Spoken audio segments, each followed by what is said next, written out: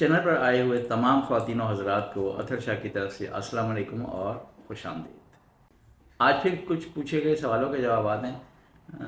कुछ असल में कमेंट्स इतने ज़्यादा होते हैं कि वो रह जाती हैं, तो थोड़ा सा इंतज़ार कर लिया करें माज़रत के साथ। इब्तिदा करते हैं अपने एक अच्छे सब्सक्राइबर यासिर अल्फाज साहब के सवाल नहीं है, बल्कि वो जो मैंने लास्ट वीडियो में बताया था कि वो थोड़े से अच्छे एक ऐसे कमेंट्स कर देते हैं कि हंसी आ जाती है।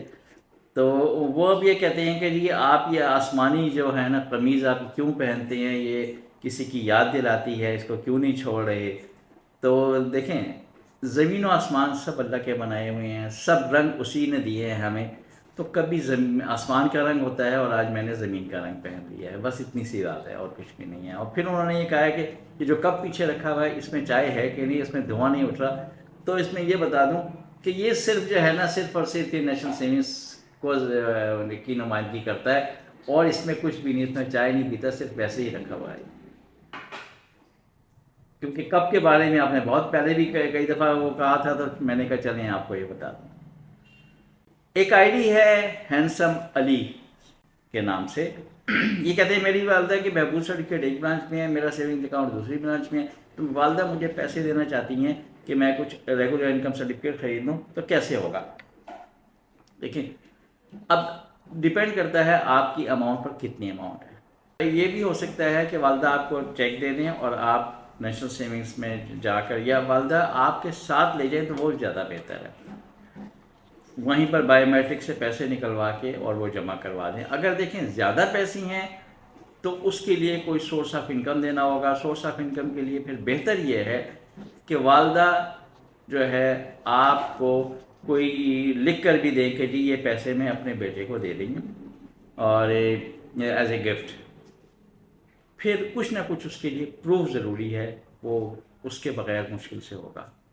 अच्छा, एक दूसरा मसला ये है कि क्योंकि थर्ड पार्टी चेक हो नहीं रहा, या तो नेशनल सेविंग्स का चेक अपने किसी बैंक के अकाउंट में जमा करें, फिर वहाँ से आपको नाम का चेक इशू कर दें, फिर और आप अपने बैंक की स्टेटमेंट जो है वो वहाँ पर सबमिट कर दें नेशनल सेविंग्स में, तो फिर ये मसला नहीं होगा। हाँ, अगर इतनी अमाउंट है कि वो आपकी सेविंग्स अगर है, जो पे वगैरह है या और कुछ आप जो काम करते हैं उसकी सेविंग्स अगर शो हो सकती है, तो वो शो कर दें, तो फिर ये ज़रूरत नहीं पड़ेगी।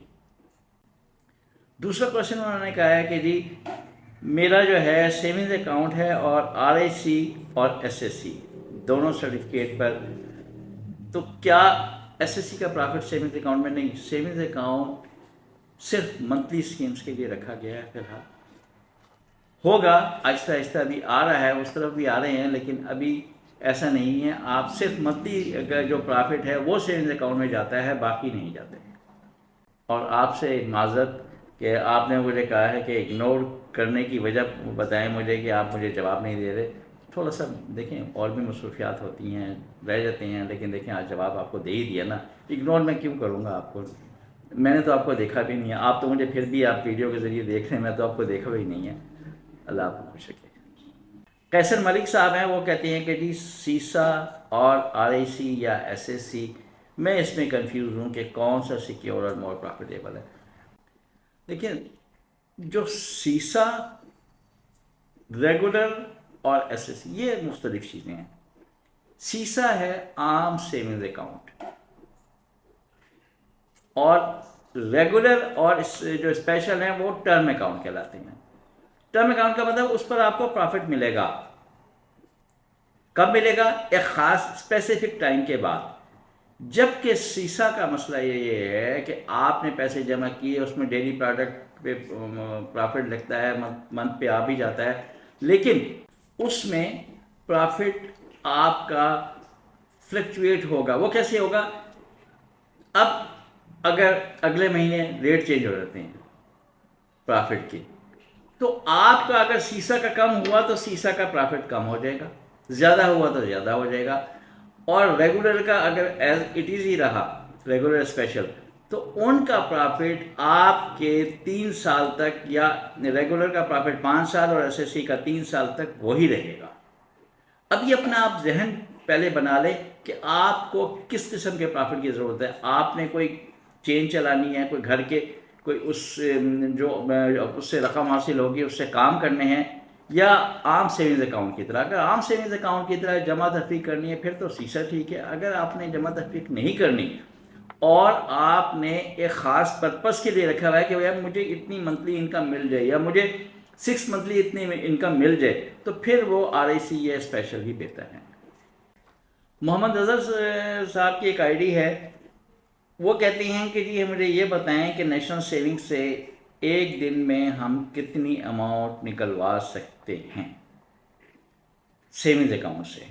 اب اس میں دیکھیں، اس میں کوئی اماؤنٹ کی وہ نہیں ہے، آپ جتنا مرضی نکلوا لیں، لیکن کیش نکلوائیں گے تو وہ پھر برانچ کی لمٹ ہوتی ہے کہ برانچ میں کتنا کیش ہے، کتنا دے سکتی ہیں.